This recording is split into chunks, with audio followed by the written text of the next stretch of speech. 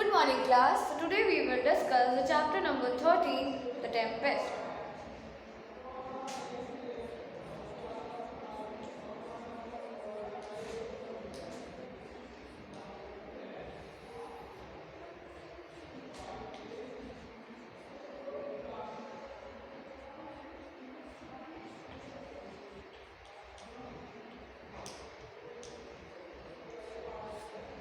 The writer of the drama and chapter is William Shakespeare.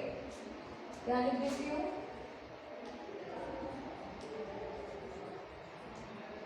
William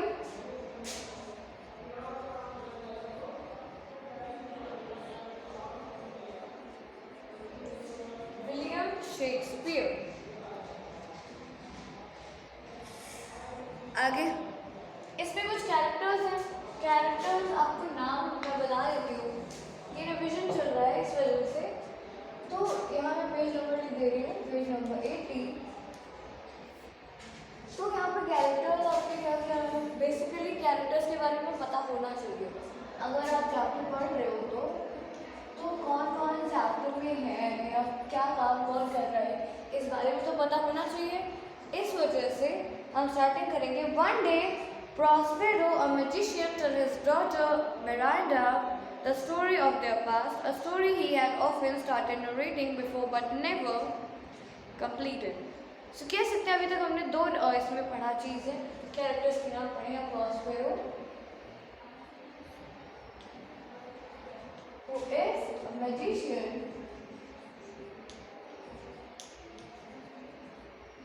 and Miranda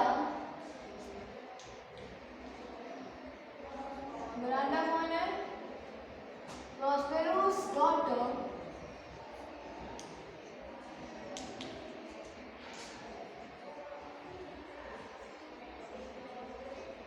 तो basically इस chapter में हम क्या पढ़ेंगे कि जो प्रॉस्पेरो का पास्ट था उससे रिलेटेड वो सारी बातें किसको बता रहा है? अपनी बेटी मिरांडा को। और जो कहानी अभी तक पूरी नहीं हुई है अभी तक वो उसके बारे में बताएगा। The story is about how they had arrived 12 years ago on the island where they live now. To know the story, read the adapted version of Shakespeare play The Tempest. तो ये जो द टेम्पेस्ट है ये William Shakespeare के एक drama से लिया गया है। और इसमें जो मैजिशियन है, क्या नाम है उनका? प्रॉस्पेरो। उनके जो 12 साल पहले वो एक आइलैंड पे आकर रुके थे, वहीं वो रह रहे थे इस समय। तो वो किस तरीके से आए, कैसे आए, क्यों आए, ये सारी चीज़ें हम लोग इस स्टोरी में पढ़ेंगे। आगे Far away on the lonely island there lived a wise old man and his daughter. The man was Prospero, a magician, and the daughter was Miranda, a lovely young lady of 16. So कह सकते हैं कि काफ़ी दूर एक सुनसान island यानी कि द्वीप था। द्वीप का मतलब होता है कि जैसे आप ये जगह है, ठीक है, इसके चारों तरफ पानी होगा, वाटर, और ये क्या है? ये क्या है? लैंड है। तो इसे हम क्या कहते हैं? आइलैंड। जब आपके चारों तरफ पानी होता है तो हम उसे क्या कहते हैं? आइलैंड। तो वो आइलैंड में बेसिकली वो सारे रह रहे थे और यही बोला जा रहा है कि वो सुनसान आइलैंड में रहते थे। कौन कौन? प्रॉस्पेरो और उनकी बेटी मिरांडा। प्रॉस्पेरो एक मैजिशियन था और मिरांडा मैजिशियन यानी प्रॉस्पेरो की बेटी थी। आगे और वो कितने ईयर की थी? Almost 16 years. यहाँ मैं लिख दे रही हूँ।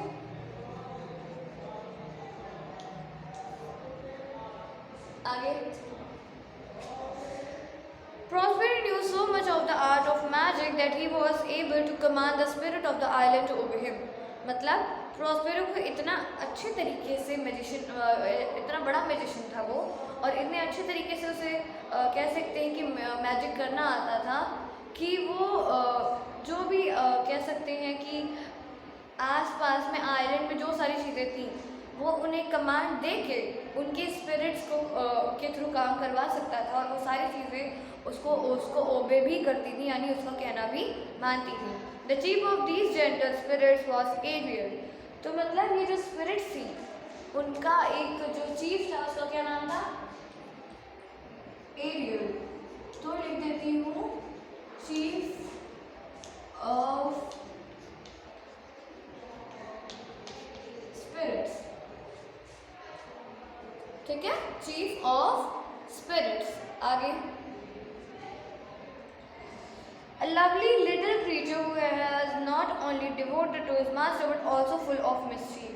मतलब कह सकते हैं कि उसका दिमाग भी बहुत अच्छा था, वो छोटा सा क्रीचर था और Ariel was invisible to all the eye but Prospero's. मतलब एरियल किसी को भी नहीं दिखाई देता था, लेकिन दिखाई देता था सिर्फ किसको? प्रॉस्पेरो को। Prospero entrusted his was most task to him. मतलब प्रॉस्पेरो अपने जितने भी मेन टास्क हुआ करते थे या इम्पोर्टेंट टास्क हुआ करते थे वो एरियल को ही देते थे, क्योंकि वो उस पर बहुत ज़्यादा विश्वास किया करते थे। आगे, one day Prospero raised a fearful storm by means of his magic power. He took his daughter to the beach to watch a ship struggling against the wind and waves। मतलब एक दिन अचानक से प्रॉस्पेरो ने क्या किया, एक बहुत ही डरावना सा एक स्टॉर्म यानी तूफान खड़ा किया और अपने मैजिक पावर से और अपनी बेटी को बीच पर ले गया और कहा कि देखो एक शिप क्या कर रही है, स्ट्रगल कर रही है हवाओं से, पानी के धारों से। The ship seem likely to sink at any moment and those on board seem likely to do. मतलब कभी भी वो जो शिप थी वो डूबने वाली थी और कह सकते हैं कि जो लोग उसमें दिखाई दे रहे थे वो भी डूब जाते।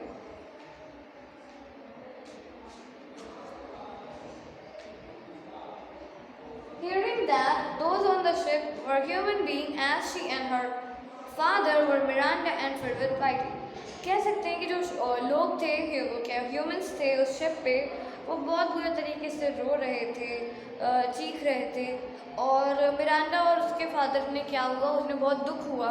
मिरांडा मतलब बेसिकली प्रॉस्पेरो ने तो ऐसा किया ही था, लेकिन मिरांडा को ये सब देख के बहुत अच्छा नहीं लग रहा था कि ये सारी चीज़ें कर रहे। Oh my dear father, she cried, if you have raised this dreadful storm, have pity on the people aboard the ship, please don't let them drown। मतलब उसने कहा, हे मेरे पिताजी, उसने रो कर कहा या चीख कर कहा, अगर आपने ये स्टॉर्म उठाया है और ये तूफान उठाया है तो दया करिए उन लोगों पर, उन शिप पर जो हैं, और उन्हें डूबने न दीजिए। Do not be anxious, my child, her father comforted her. No one is going to be harmed। He paused and then went on। कह सकते हैं कि उन्होंने बड़े जिज्ञासु होने के साथ कहा कि इतना परेशान मत हो, किसी को भी कोई तरीके का नुकसान नहीं होगा।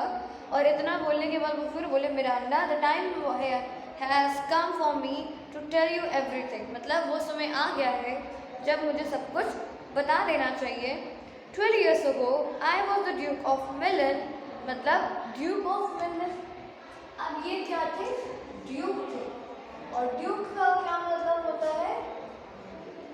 किंग। कहाँ के? मिलन के। ठीक है, तो ड्यूक यानी किंग और किंग कहाँ के थे? मिलन के। तो मिलन एक जगह है, वहाँ के किंग थे। And you my only children was a princess of my only heir. मतलब पूरे तरीके से एक जो उनकी बेटी थी मिरांडा, वो अकेली उनकी बेटी थी और उत्तराधिकारी थी उनके पूरी जगह का। तो उत्तराधिकारी का मतलब होता है, जैसे आप मान लीजिए एक कंट्री है, ये कंट्री है, इसका नाम है यू, और इसका कोई किंग है और उसकी एक बेटी है, डॉटर। वो ही डॉटर का ये सब कुछ होगा किंग के बाद। इसी को क्या कहते हैं? उत्तराधिकारी। आगे, Even at that time, my chief interest was to study a magic। मतलब उस समय भी मेरा पूरा जो दिमाग लगा रहता था वो किस चीज़ में लगा रहता था कि मैजिक को किस तरीके से सीखना है। तो मैजिक को किस तरीके से सीखना है, इस चीज़ में जब हर किंग का दिमाग सब इन चीज़ों में लगा हुआ है तो वो काम पर कैसे ध्यान देगा। I spend most of the time in study with my books। मतलब वो आधे से ज़्यादा समय अपनी बुक्स में ही लगाता था। I left the management of my dukedom to my younger brother Antonio। और जो सारा मैनेजमेंट था वो किसके लिए छोड़ रखा था? एंटोनियो के लिए। I trusted him, मैंने उस पर ट्रस्ट किया, but he turned out to be false and treacherous as you will see। मतलब कि जैसे कि मैंने यहाँ पे एंटोनियो का नाम है, एंटोनियो कौन था?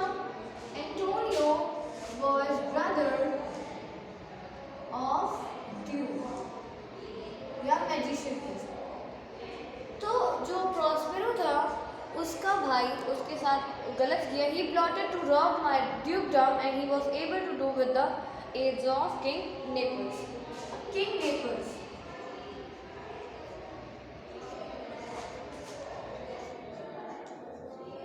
तो किंग ऑफ नेपल्स के साथ मिलकर एंटोनियो ने क्या किया कि प्रॉस्पेरो की ड्यूकडम को यानी उसके राजा बनने के हक को उनसे छीन लिया।